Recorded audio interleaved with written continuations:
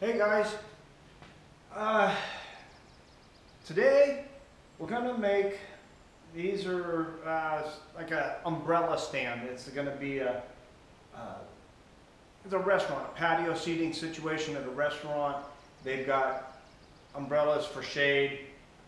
It's a project for a friend of mine. He helps me out, so I'm helping him out. He's picked up this material.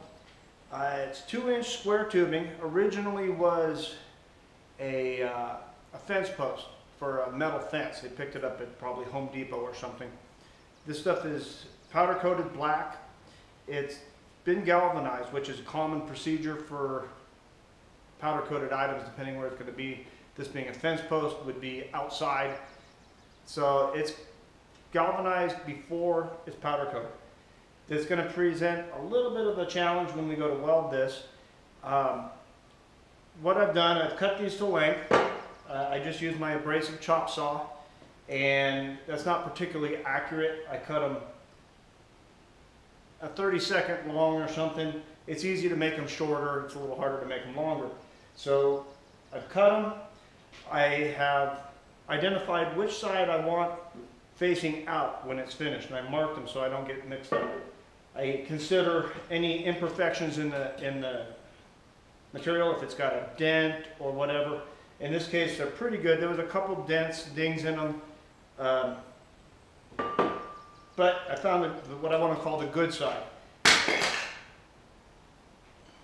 And one of the things I consider when I'm working with square or rectangular tubing, there's always a seam in this stuff, and it would bother me if the seam was on the outside, the side you see.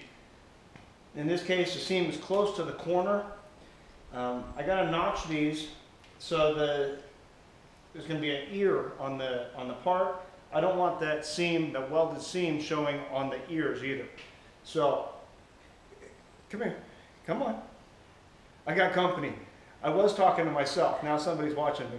Say hi. Hello. So, we're going to mark these guys. I got a little bit of a technical drawing. There's some pencil marks on the other side, hard to read. I think I can figure it out. First thing I'm going to do is deburr the edges for layout using cordless grinders, perfect for this.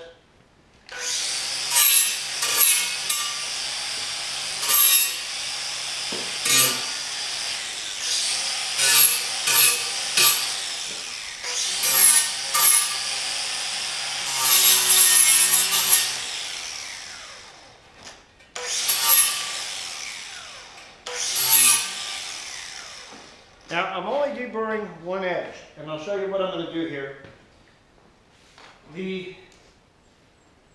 I'll bring the camera in a little closer for you.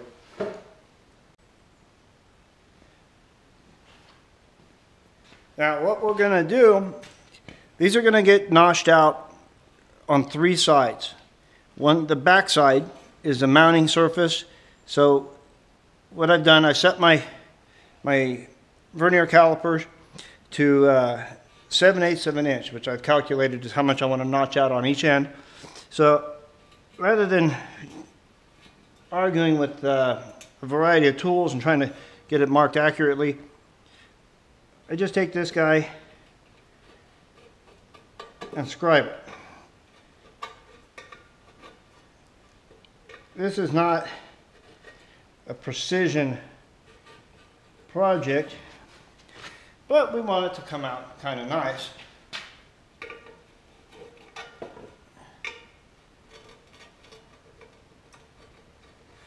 That one there is, the powder coating is messing with the concept.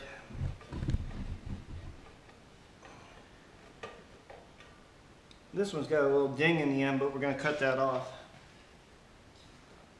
Then I'll transfer those marks around with the combination square.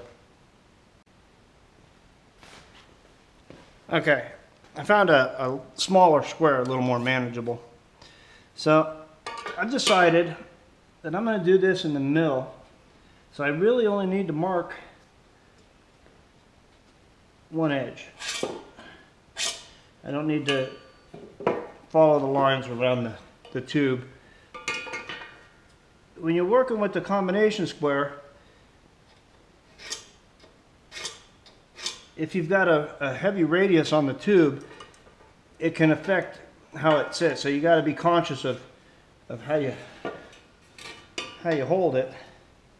In this case, it's got a pretty square corner, so it's not much of a problem. So I'm going to mark both ends of all the tubes, and then we're going to set it up in the mill. And I'm going to try it. I'm not sure how the bottom edge of the cut is going to come out.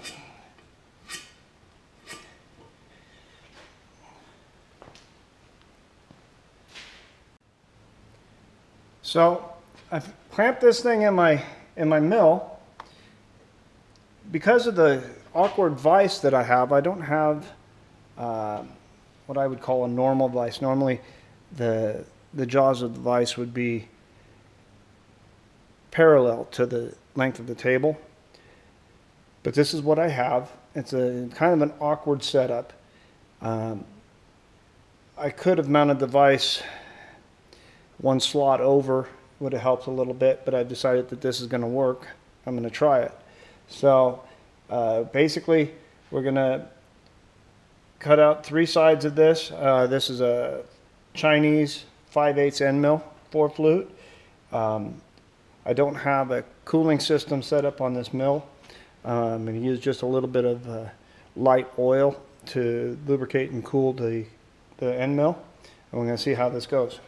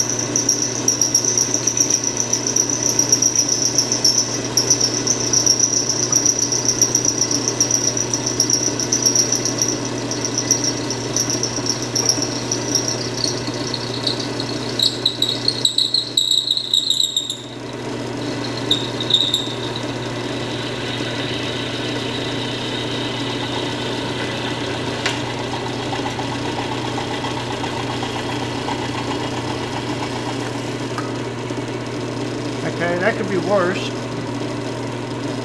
So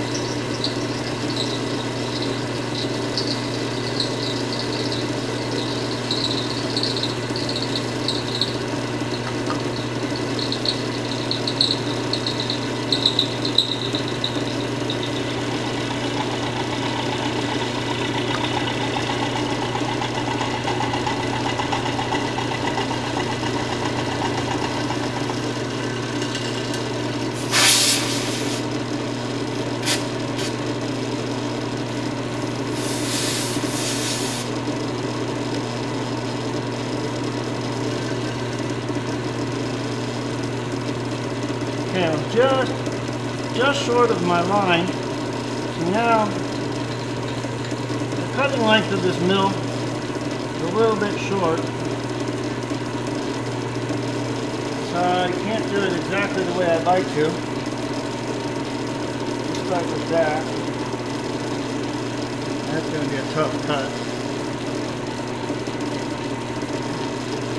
It's going to make all kinds of crazy noises. About like that. It's going to chatter, I can tell it's going to chatter. Okay, see that? Okay. This material is not rigid enough to pull this off.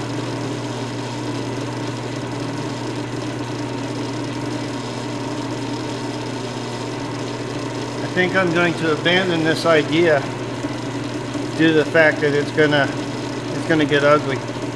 We're gonna resort to something a little more caveman-like.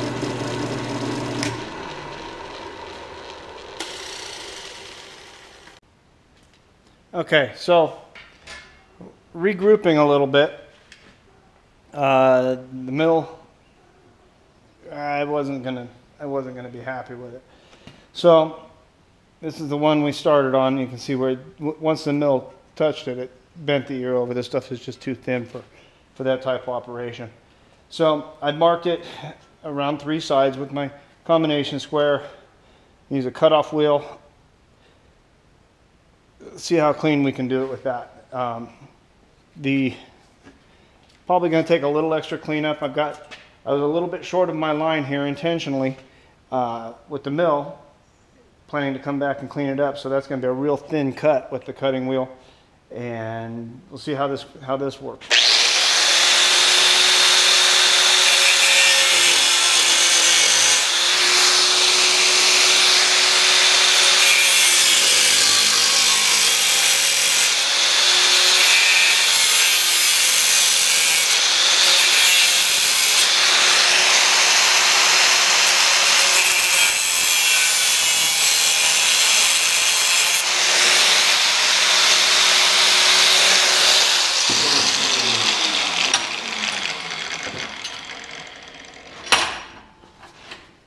It's going to take a little extra cleanup on this one. It'd be easier if I was starting with a fresh piece of material.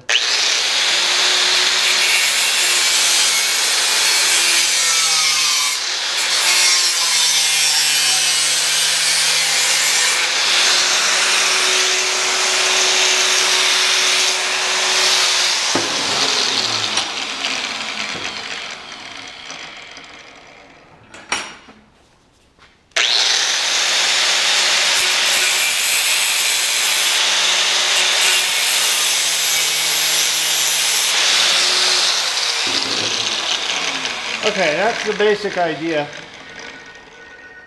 Needs a little detail work. I got 8 ends to notch, so we'll get it to there and then we'll pick this up in a few minutes.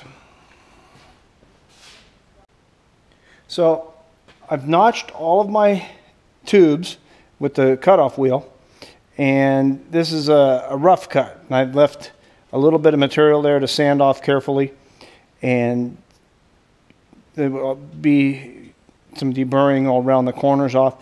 One end of these tubes gets capped with a piece that has a hole in it, and that's going to be a separate piece of this project. But I'm going to clean these up with the electric grinder with a sanding wheel on it.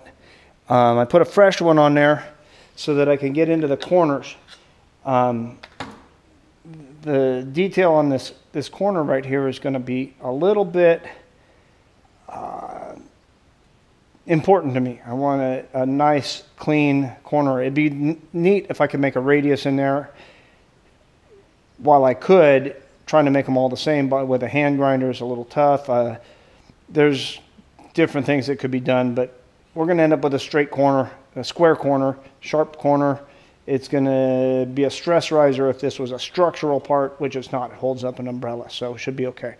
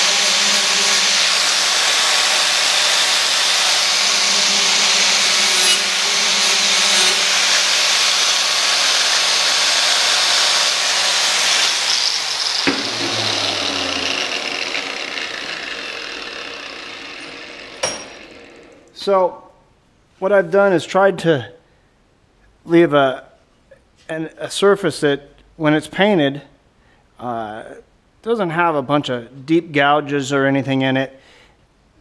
That'll look pretty good. That's a 80 grit disc. I'm using a real light, no pressure. I'm conscious of what I'm doing, so I take it easy and I sneak up on it. The corner's got a little bit of a radius in it. I don't know if you can see that. Each of these pieces will get a little more cleanup as we go. The obviously has burrs on it and whatnot, so I'll continue with that. So what I've got going here, I need to make a cap for one end of that tube. It's basically 2 inches square with a 1.5 inch hole in the middle. The umbrella tube is going to slide into the 1.5 inch hole. I've got a piece of random tubing that appears to be 1.5 inches according to my tape measure, and I'm going to use the plasma cutter. I could have used a hole saw. I found some scrap metal laying around. It's a 12 gauge. It's approximately 100 thousandths thick. What I'm using here, this is a bearing race, small bearing race, a little weld on a piece of flat bar, and I can clamp it to my material, and then I just run the torch of my plasma cutter.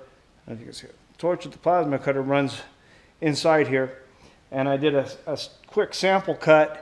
It didn't come out as clean as I'd like, but at least it's not oversized. I can detail it to make it 1.5 inches. So we're gonna go with this and see how it turns out. I'm gonna cut the holes first, and then I will trim the material around them to get my part. Otherwise, if I cut it 2 inches square first, it would almost fall through this. The torch itself, can you see that? The torch itself rides in here, so this bearing is bigger than 2 inches. Bearing itself is a little over 2.5. So trying to get this centered up on a 2 inch square piece, while it's possible, I think it's going to be easier just to cut to the hole after the holes are created, and we'll go with that.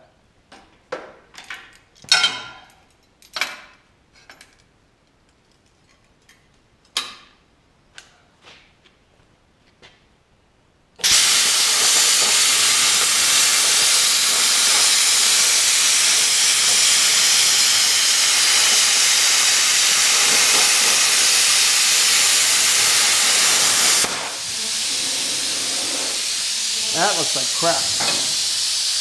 Okay, I don't know. Let's see if we can.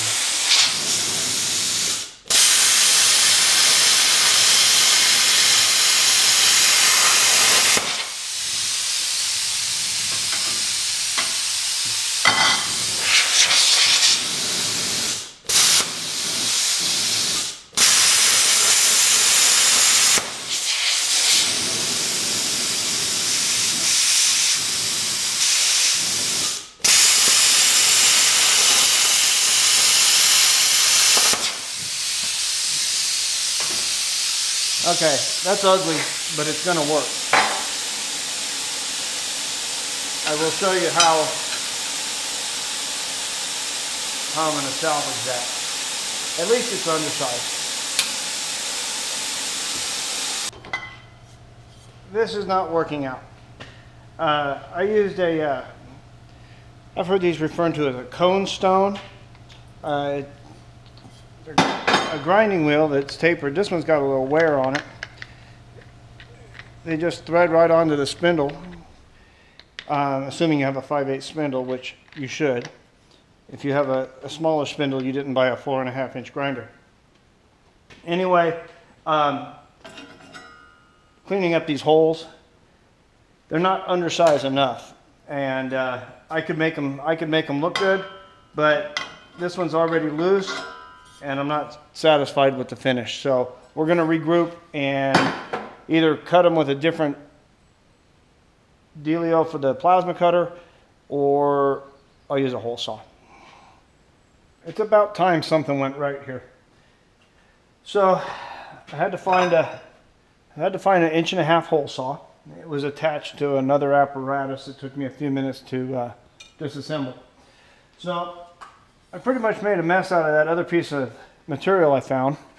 So I found this, and rather than show you all my failures, look at that, I can't get it apart, it fits so good. I found this guy. It's about the same thickness as the last piece.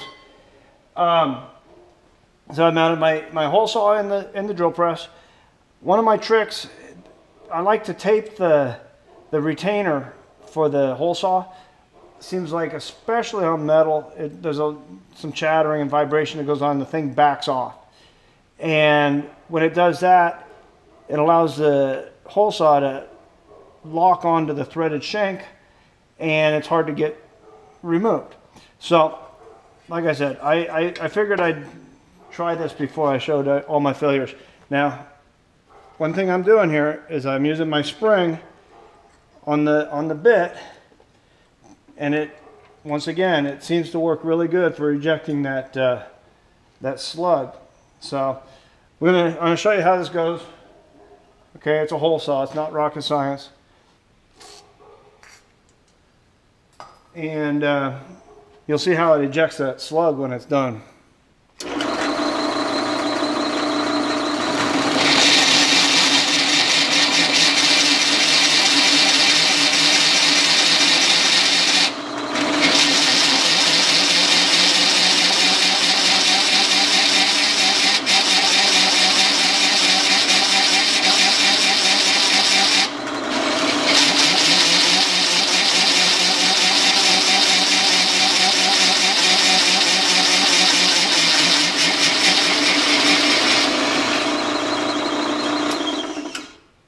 Now if this works right, it's going to stay right there behind. Oh, look at that. First one I did worked great.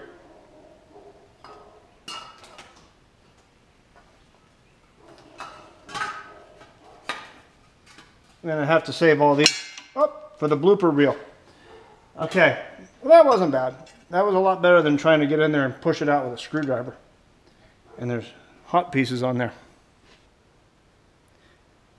I've been working a little bit off camera. I had some battery issues. I didn't charge my phone / camera controller last night, so I had to stop and charge batteries. But you saw me cutting the holes. That's just cut with a hole saw. And then I just eyeballed with the cutoff wheel, cut the squares out of that piece of scrap. And perfect? No, but I'm picking and choosing my edges, because if I've got one edge that's a little small, short, whatever, I put it up against this wall of the tubing here, because I got just a little bit of overlap right there. That comes out really close to how I'd like it to be. The weld inside here on the corner is kind of tricky. I've got a little bit of galvanized left in there. This one, depends which edge I use, is going to have a little powder coat. I'm picking and choosing the ends. Some of them are better on one end than the other. I'm leaving the better end to be the bottom. It'll be down by the ground. Nobody's going to see it, but I know it's there. So I can fake it a little bit on the other end with the welding. So I welded up 3 of them so far.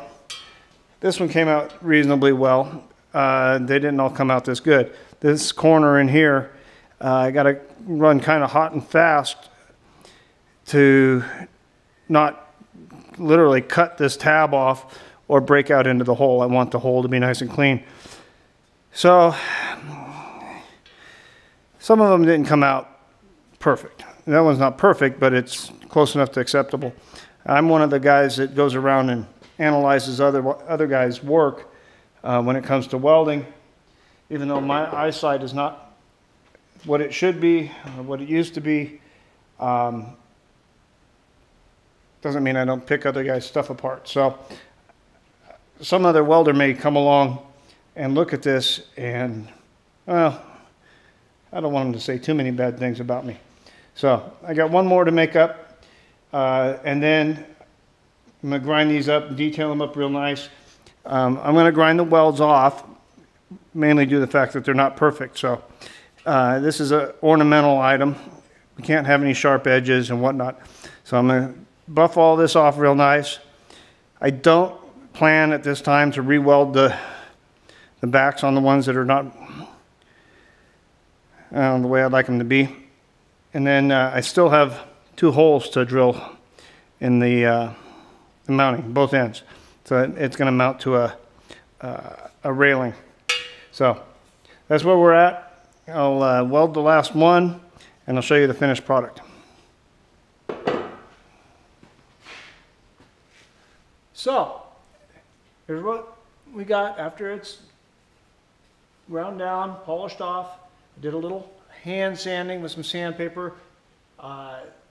Grinding wheels always leave lines and grain and everything else. And the sandpaper kind of hides that a little bit and it kind of rounds the corners. But we've got a small situation.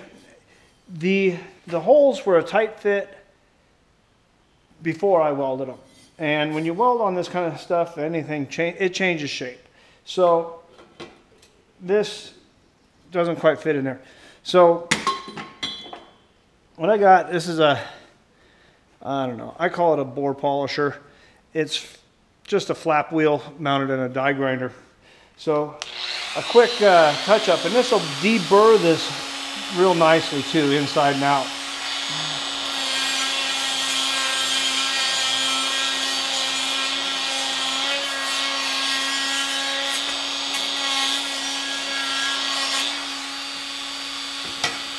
Look at that, just a little bit of rattle.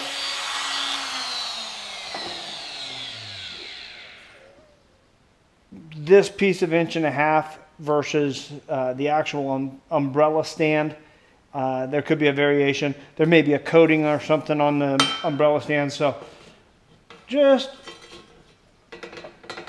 a little bit of rattle right now, and we're gonna go with that. I can always make the hole bigger later if I have to. So there we go. I got my mounting holes. It's all sanded, deburred. This is the finished product. The guy who's going to install it, it's up to him to paint it. So thank you very much. Peace out.